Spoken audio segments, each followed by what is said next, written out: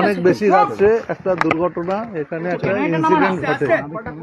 সেই ইনসিডেন্টে সামনের দিকে প্রায় 35,000 স্কোয়ার ফিটের মতো এই এরিয়া, যে এরিয়ার মধ্যে আপনার একটা মোমো তৈরি কারখানা একটা ছিল, আর একটা পাশে ডেকোরেটরের একটা গোডাউন ছিল এখানে।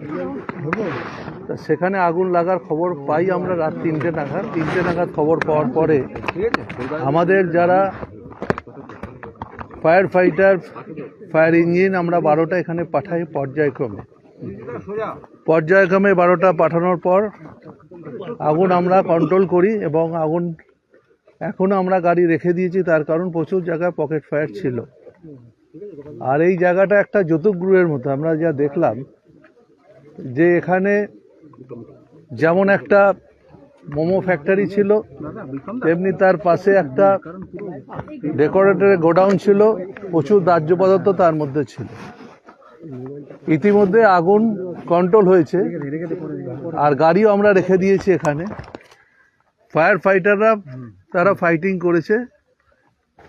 তারা রাত 3টে থেকে কন্ট্রোল দেয়। যখন আমার কাছে প্রথম খবরটা পাই আমি, তারপর থেকে পর্যায়ক্রমে গাড়ি এখানে এসছে, এবং ফায়ারের সিনিয়র অফিসার এখানে কালকে ছিল। কালকের দিনটা প্রজাতন্ত্র দিবস ছিল, অনেকে অনেক জায়গায় ব্যস্ত ছিল। তা সত্ত্বেও আমরা এখানে গুরুত্ব দিয়ে এই কাজটা আমাদের লোকেরা করেছে, এবং এখনো পর্যন্ত কাল সারা রাত লোক ছিল, আর সকাল থেকে আবার কাজ শুরু করেছে।